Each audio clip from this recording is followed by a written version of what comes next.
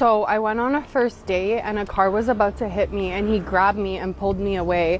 And I don't know why, but that just gave me the ick because it's literally the first date. Why are you so obsessed with me? Like it was just so desperate, and it's like, play it cool.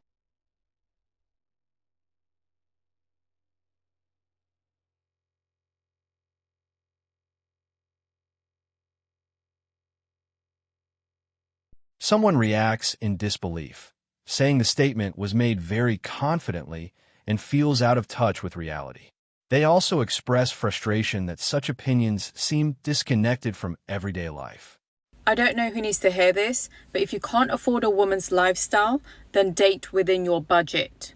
Stop shaming women for wanting what you can't provide. The tone shifts to criticism of arrogance and a discussion about fairness between men and women. It also notes a personal observation that some of the most genuine people tend to value close family relationships and avoid heavy use of social media. Working at Target taught me, unless I'm like a super millionaire, bro, which I will be, I would not be like one of them hardcore provider dude. Cause every one of them I seen was absolutely miserable. Bro, I would literally be like a therapist up in there as a cashier. Like a dude come in with his family on like a Sunday. He want to be watching football on his one off day, but he get dragged out with them. Wife rocking Lululemons and Golden Goose sneaker. They drive a Range Rover or Escalade. The wife and kids would go to get Starbucks, and every single time these dudes would complain to me about how much they hate their life, about how all they do is work all the time. They wife spend all their money, and how they basically got no freedom. Sometimes the convos would go deeper too, and they'd be like, bro, we live in check to check. We can barely even afford it. Meanwhile, his girl spending like $800, $1,000 at Target, bro, and finna go to Somerset Mall right after that. There's a rejection of the idea that happy wife, happy life always applies. The speaker suggests that some people prefer staying single rather than entering relationships they feel would make them unhappy, and they caution against feeling pressured into formal partnerships. Do men even date single moms anymore, or should I just give up? I feel like the second somebody finds out I had a kid, they just ghost me. This part reflects harsh online commentary about single parents, with judgmental and exaggerated claims about their role and value. The overall tone highlights how negative and divisive some social media discussions around family situations can become. Nothing pisses me off more than when a man that looks like the shit on the bottom of my shoe is like, hey, can I take you out?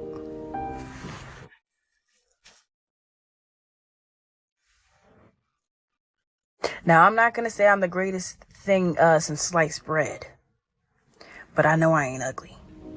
Where the fuck did you get that idea that I would actually go out? The discussion turns to dating and attraction, with someone questioning why men are approaching less often. It includes criticism of heavy makeup and suggests concerns about authenticity and how people present themselves. It also references admiration for a public figure known for outspoken views on modern relationships. Tell me why I get so mad when an ugly man approaches me or tries to hit on me. Like, the audacity, like, stay in your lane. Stay in your lane. The speaker uses sarcasm to comment on someone's personality, suggesting that their attitude might push others away rather than attract them. It also jokes that first impressions matter a lot when meeting someone new. Dak Prescott's wedding allegedly got called off because his fiancée would not sign a prenup. Now, no one knows for sure, but they were supposed to be married in Italy in a week, and now all of a sudden, it ain't happening. And it's not just the $240 million contract. Dak also gets like $10 million in endorsements. He's the Cowboys quarterback who, when you play with the Cowboys, you get extra money. And a source says it wasn't a strict prenup. Basically, you kept whatever you had before the marriage. It was pretty straightforward. And Dak did it better than Steven Jackson, because Steven Jackson left his fiancée at the altar because she wouldn't sign a prenup. Now, they do have 2 kids together, so she's going to be taken care of regardless. But to not sign a prenup because you want more of something that he earned when you're already going to be taken care of just by being his wife, look, he dodged the bullet, bro. That's just is what it is. Protect yourself. Dak, you earned every dollar that you got. You know what I'm saying? She already was going to be living, she clearly was living a lifestyle. She's going to be taken care of. For her to actually want more money, man, that's sad. This part talks about prenuptial agreements in relationships. It suggests that some people now see prenups as a way to protect themselves financially and avoid future conflict, especially when expectations between partners don't match. What are your deal breakers that you just can't compromise on? Deal breakers, trauma. Have you dealt with your trauma? Are you ready to move on? Some people are still stuck in the past, and I'm not the person for that. Yeah. Okay. Thank you, Zoe. Why have you popped your balloon on Yaya? So the reason why I popped my balloon was because he talked about trauma, and he's basically not the one to deal with anyone who has a traumatic past. Or I'm not saying I have a traumatic past, but I just feel like as a man, you should be able to deal with any circumstances and have patience to be able to be like emotionally intelligent. You never know what anyone's gone through. And I just felt. The speaker strongly disagrees with the idea that one partner should control what the other accepts in a relationship. They argue that taking on someone's emotional struggles without balance can lead to resentment, and that some people feel it's better to walk away early than stay in a difficult situation. What makes a guy easily unattractive? Oh shit, there's many. When he doesn't have a fresh haircut, when he doesn't have style, when he looks like a frog. Like, just come on.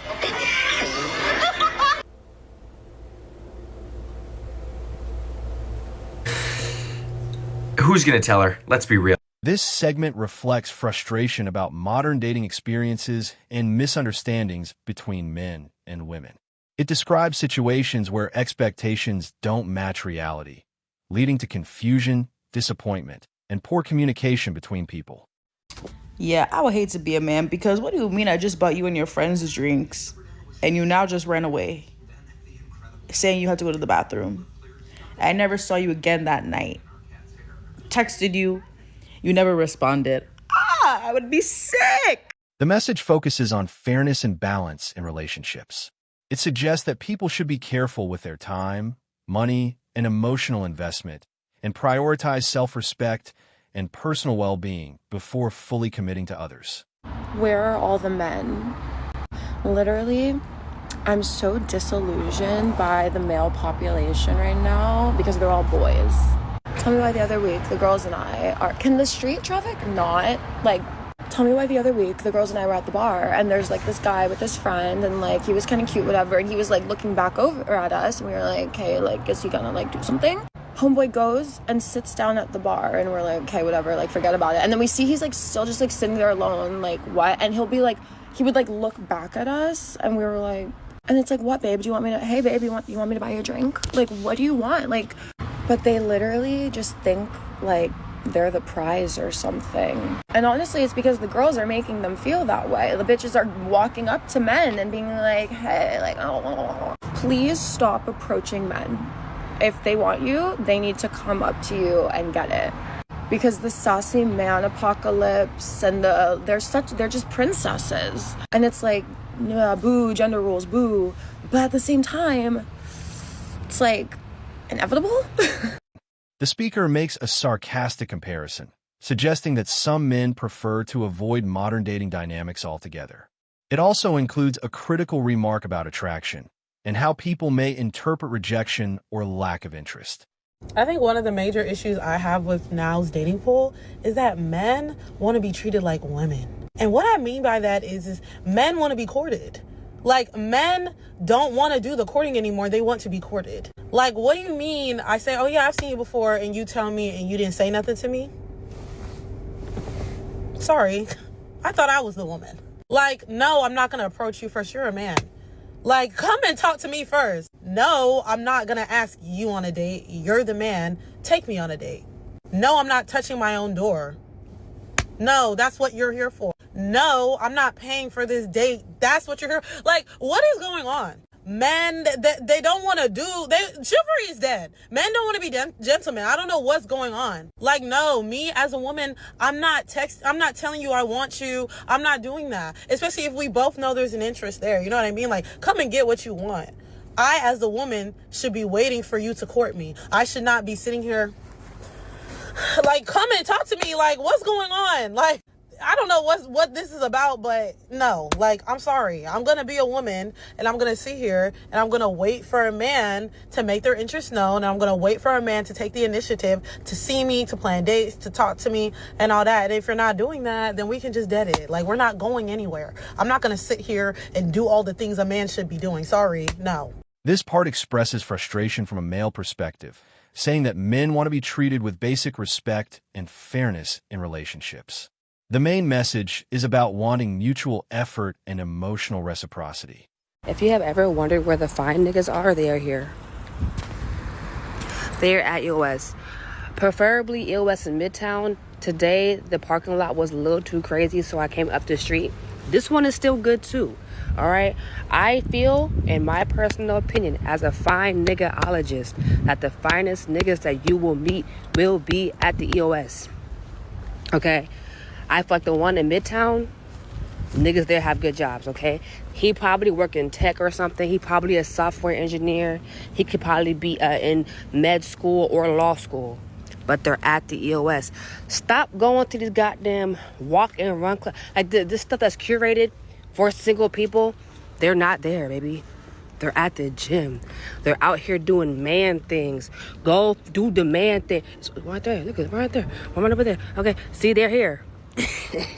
They're here. They're at the gym. Go to the gym. When you go to the gym, don't put on no heavy makeup. Put on a little tinted moisturizer and a little bit of mascara, a little lash. I'm telling you. The speaker criticizes what they see as contradictions in modern dating behavior, especially around expectations and boundaries. It suggests that certain approaches to finding partners may not lead to serious or stable relationships. Can literally do anything, but we just let a man do it for us. You can do anything? Yes, we can. We can protect, provide. We're independent. We just let a man do it for us. So who built all the buildings you're looking at right now? I don't know. Can you name some men architect for me? No, but what gender built it, do you think? I don't fucking know. How about all the plumbing lines in the entire city? Can you name the men who built the plumbing for me? Can you name the men? No, but it was men. Can you name the men, though? I can't name their names. It was a group of men.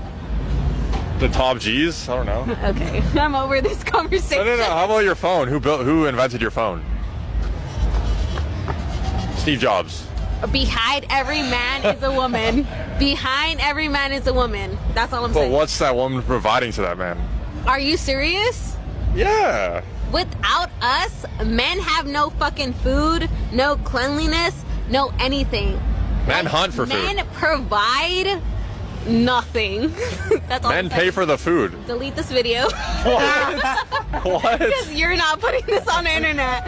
But men ain't shit. That's all I'm saying. Men are shit. You don't like men? I don't. I hate men. Toodles. Bye. Oh.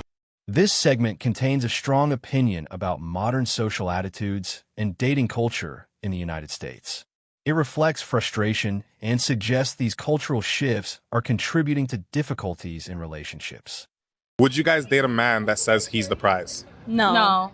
Because that's so cringe. Like, the women are the prize. They're the ones that make the babies. They go through the hardest things in life, honestly. I feel like guys who say that should be more humble, because why do you think you're the prize? I don't know. So then don't you think it should be like vice versa? Women should also be humble if they're the prize?